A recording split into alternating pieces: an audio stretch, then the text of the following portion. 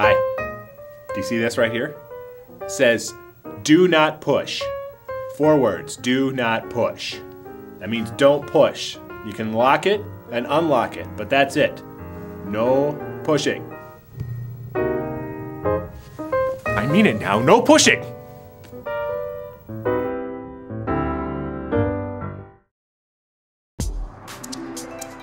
In 2010, Beth Sletten took home the Community Involvement Award at SCC's annual Excellence in Community Television Awards ceremony. She burst into the scene here at SCC in December of 2009 and has been a force to be reckoned with ever since. She now hosts her own show titled Our Neighborhood, and she's here today to tell us all about it. So welcome, Beth. Thank you for inviting me. So why don't you tell us a little bit about your show, Our Neighborhood? What is it about? Well, really, how it started was with my father, Ralph Sletten, my sister, Margaret Ann Behrens, both producers of the program. And they really started it with the idea of bringing local issues not only to the public's awareness, but also family history and the preservation of family history. Okay, so it's not just a political show then? Not just a political show. That's good. What was it that sparked your interest in having a public access TV show? Obviously, was it your dad who started it, or was it your and Margaret's idea, or where did it kind of get started?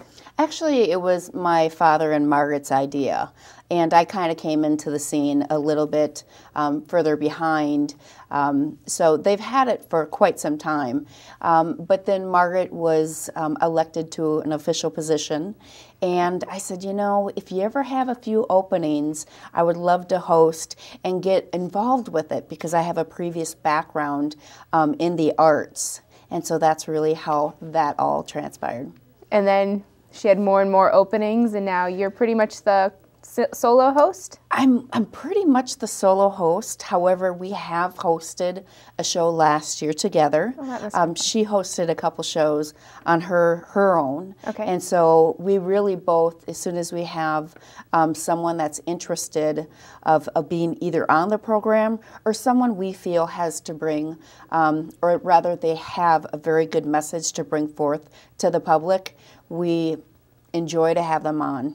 Okay, let's talk about some of your guests, because you've had quite a few local celebrities and some infamous people come in the studio, and me, myself, I would be a little intimidated to approach those people. How do you approach them? How do you get them to come here to SCC and say, like Robin Robinson, for example, or Christine Kleberg, they've been here. What's your approach to inviting them on the show?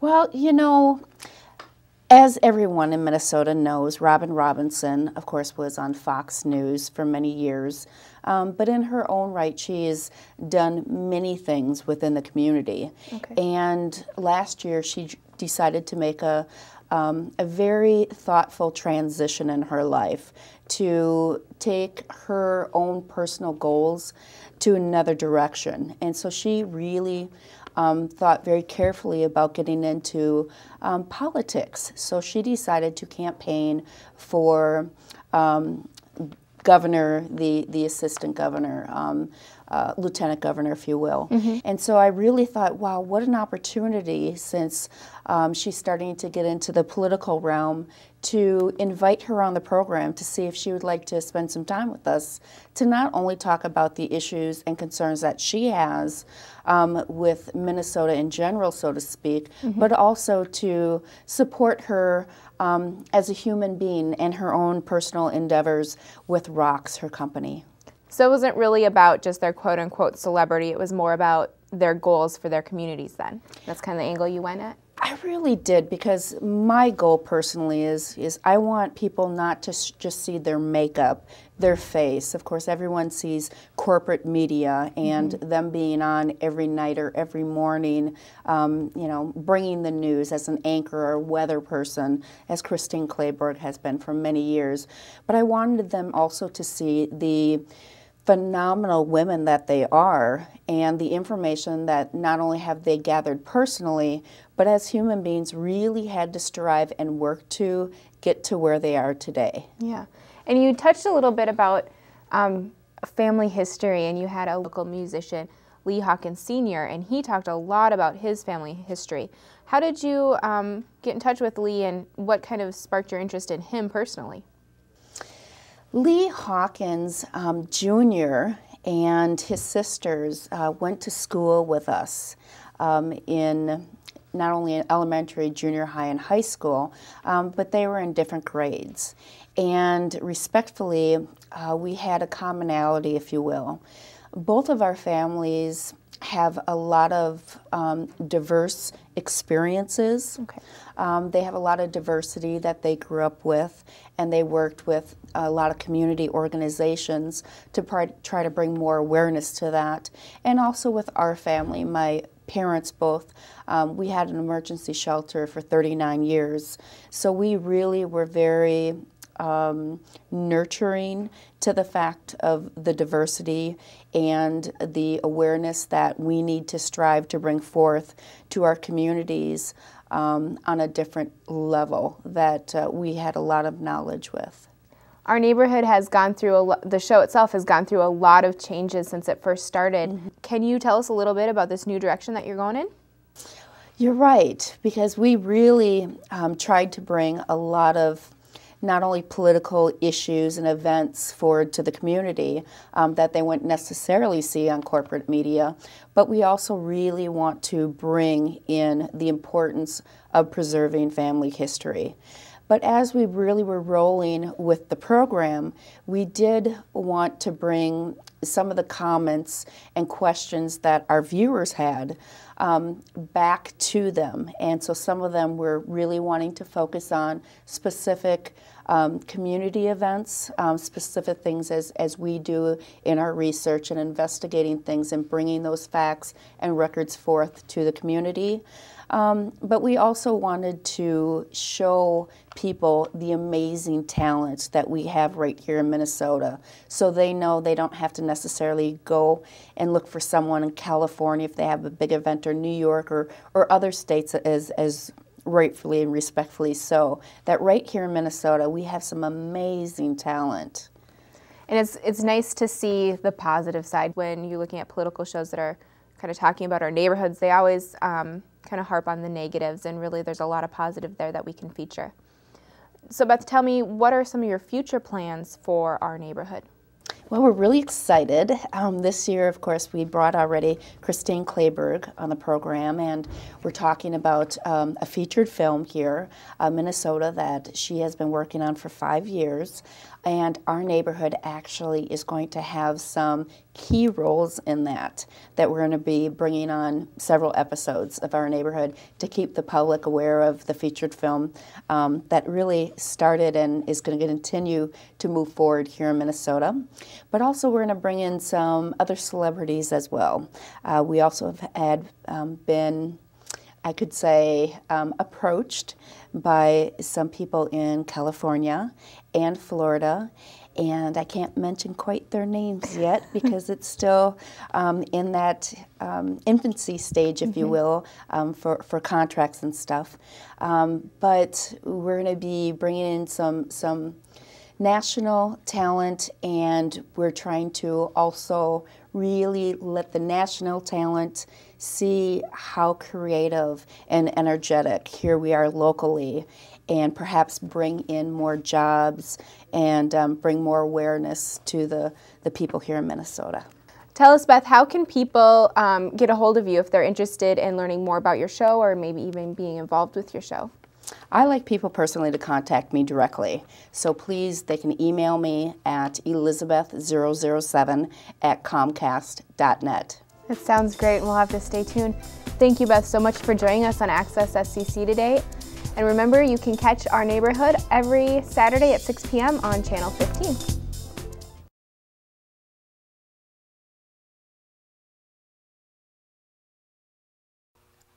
So, John, are you ready for the new Access Assistant to start? I am. I'm very excited. I hear she's coming from Wisconsin Public Television. I think Ted said her name was Andrea. Yeah, well, actually it's Andrea, but yeah. And did you know she used to volunteer at CTV? I did not know that. I think I heard she grew up in Mounds View, but I don't know where Andrea went to school, though. Well, Andrea got a degree in communication arts from UW-Madison. Hey, and did you know she likes to cook? Huh. I wonder if Andrea knows how to make a pizza. John, it's Andrea. Andrea? Andrea? Andrea. Andrea? Andrea. Andrea. Andrea? John. Andrea. Andrea. Yeah. Okay. Andrea. Huh. Okay. I got it now. Good. So do you think she would make me a pizza maybe? I don't know. I don't know. You'd have to ask her. Huh. You don't by chance have her email address, do you? Well, I guess it would be andrea@scctv.org. You mean Andrea?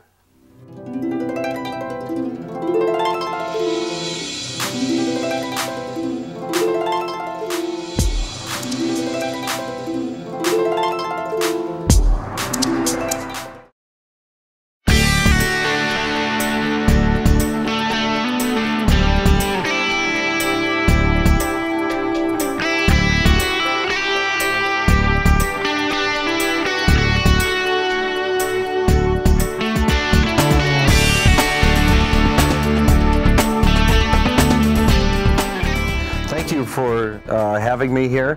My name's John Murray. I'm the Executive Director of the Upper Midwest Emmys. When people ask me what I do for a living, I'm a storyteller. That's what I do, is I tell stories.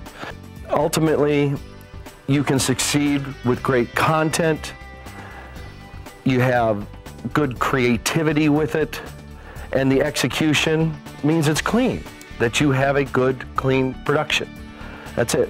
But it all starts with content, the information that you want to deliver. You know, some of these shows would do well if you could produce a story about the subject, okay? So that gives the viewer time to digest the information that you want to give them, then bring in your guests to discuss it.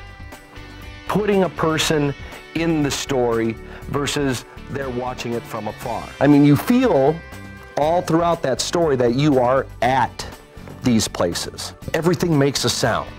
Okay, so when I heard that you guys are getting the shotgun microphones here, I think that's absolutely fabulous, because this is where you can get really, there's a difference between nat noise and nat sound. Okay, nat noise is shooting this from across the room and hearing the echo from across the room. Nat sound would be right in here close with a camera and a microphone, being able to hear that click like it's nice and crisp. I also don't think he wrote as much as most of us want to write. He logged all of the tape, knew where all the sound bites were going in order, and then weaved the writing through it. Okay, a lot of us start by, we write the entire story and then we throw in the sound bites. Put your sound bites and stuff in there first, okay? Give your sense of self, because we're telling their story, right? You have to remember, it's their story, it's not our story. What I do a lot of times is when I'm setting up an interview, first thing I do is I get the microphone on the person, okay?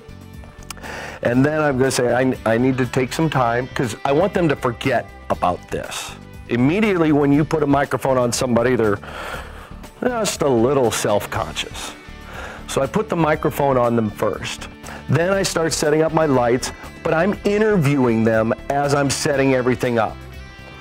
It helps me, A, get an understanding of what I can expect when I interview them, and B, it gives them a chance to get it through their lips once. And of course the camera was down there, so when she's pulling up the camera, they're not shooting it from up here. The camera's down here, so you can see the records coming out. I guess what you're looking at as a starting point is I try to tell what my story is in one sentence. If I can sum up my story in one sentence, then I can start building my beginning, my middle, and my end. Now have fun with it. Okay, so what's my beginning gonna be? What's my middle gonna be? What's my end gonna be? Beginning shots and ending shots to me have the same value to them. And it's sad because some people in their stories kind of drop off the ending, because it's your first impression, it's your last impression. Some of the best shots that you remember are the first shots and the last shots. Every time I work on a story, I try to use my first 5 to 10 seconds of either nat sounds, sound bites, or some sort of visual sequence to put the people in the story. I love the tripod, but I like it at different angles. So to me, every story that I shoot has some sort of high angle, some sort of low angle, some sort of depth of field. I mean, I consciously think of that every time I shoot. If somebody was running this camera, I would shoot them from over here, I would shoot them here, but I would shoot their eyes, their hands. I would get in this angle, look at point of view as, you know, when I say point of view, what would it be like if I'm just standing here as a viewer looking at somebody? If you want to develop a long-range system of shows, you need to get 3 or 4 done first before you even start airing. So take your time and produce one of our 3 shows. Look at your calendar, when can they air? So, and work on those in advance so they are ready to go. And then you can always be working ahead. It's so much easier to work ahead than trying to get caught up. Then sometimes, depending upon it, I'll just stop the interview there, and if there's another angle from the room, I'll say, do you mind, I know we're gonna use a lot of sound bites from you, and I want to keep it looking fresh. It's always about, I'm trying to make you look good. And when you do that, sure, take your time, whatever you need. So I do that, I vary it up, because I just don't want people to see the same talking head every time I have to interview somebody in a story. 3-point lighting, I'm sure some of you heard of it, some of you may not. You know, here, if I'm interviewing a studio or lighting a studio, each person has 3 lights. Key, back, fill. Make sure that that audio is consistent, or if you need to, you know, mix it a little bit here and there, you just want it to be clean in the background. Because any distraction that the viewer has, whether it's visually or through the audio, it's a distraction with what you're saying. And as soon as you have to make your viewer start to think, they're not listening to you anymore. They're trying to figure out what was just going on. The one thing that I strongly urge you is that, especially in this day and age of nonlinear editing and special effects, is that you let your effects be content driven. Don't use the effects for the sake of the effects, but how are the effects going to enhance your content? You just look at it and you judge it based on 3 criteria. Can you guess what those are? I'll give you a hint. The first one's content. What's the second one? What's the name of today's session? Content, creativity, and execution. That's what they're judged on. Do they have good content? Did they creatively give you that information so that you can easily understand it? And execution. Did they pull it off cleanly? I believe I achieve. I think to myself, wide, medium, tight, super tight, get the moment. The moment makes it. The wide, medium, tight, super tight helps me edit so I can get to the moment. Close-ups are king. Close-ups will get you out of any editing jam that you have. If you want to get from one scene to another, best way to do it, get a close-up in there. Another good way of thinking about telling your segments or producing your segments or your shows, sell, tell, tag. The intro into your tape piece or into the meat of your segment, whether it's interview or whether it's a story, is you're selling the story. The best way to do that is to get through to the viewer, why is this story important to them? Okay? That's the only way you're going to get them to care, and you have to sell them out. You're using your interview or your taped piece or whatnot to tell the story. Okay? Your end is the tag. This is your wrap-up. Where can I go for more information? Better have a phone number, better have a web address. You always want to tell people where they can go to get more.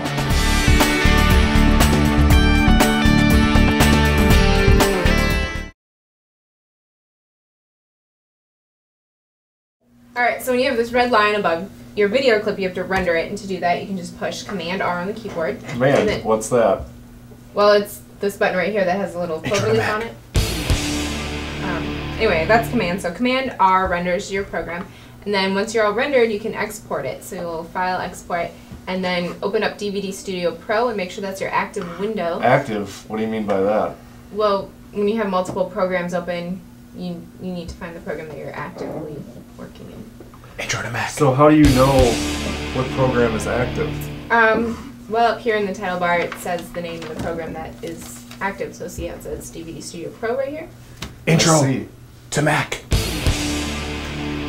Anyway, once your program is done, you always want to make a copy of your file to put in the master control folder so that he can air it, and then you can Wait, move on. how do you find the file? Psst. Intro to Mac. What? Intro to Mac. We teach all of this in our new Intro to Mac class. We will teach you things like what's an application, where's the Finder, how to quit programs, and much more. I'm not going to pay $10 for you to tell me how to copy and paste. First of all, buddy, the class is free. I'm not your buddy, pal. I'm not your pal, friend. I'm not your friend, guy. I'm not your guy, buddy.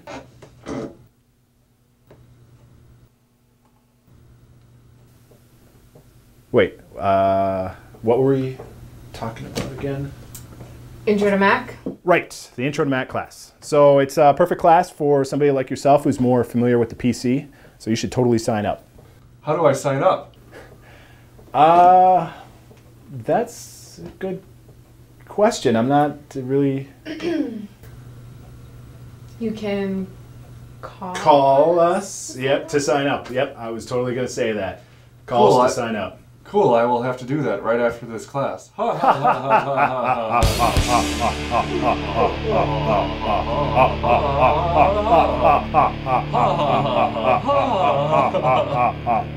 ha.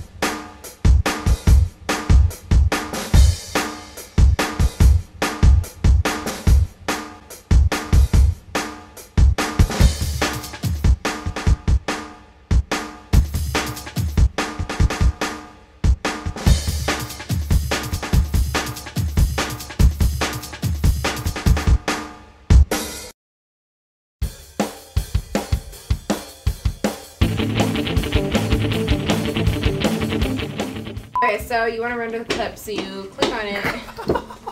Troy. Well, what's going on? I can already tell this was a huge mistake asking you to do this. You ready? No, I'm gonna do my intro. No, just sit down and shut up. Alright, so... Sorry. I love my job, I love my job. Did somebody just rip one in here? No, I burped. Oh. Anyway, so So how do you know what program is active? well, you look at the name that's in this title bar up here. Intro to Mac. At the top of the screen. see. And you make sure that that says the right. Let's see. Where are we? Did we do the same line twice?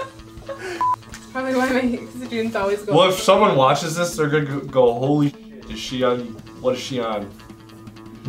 They usually say that about my performance, but yeah, they probably will for you this time. Alright, so when you have this red line above your clip, it means you have to render Boring. it. You know what? Shut up. You paid to be here. If you don't like it, get out. Wait, how do you find the file? A little less fake. And we teach you things like What is the Finder? What are applications? Little tongue tie there. I'm not your buddy, friend. I'm not your friend, guy. I'm not your guy, Pal. pal. I'm not your pal, buddy.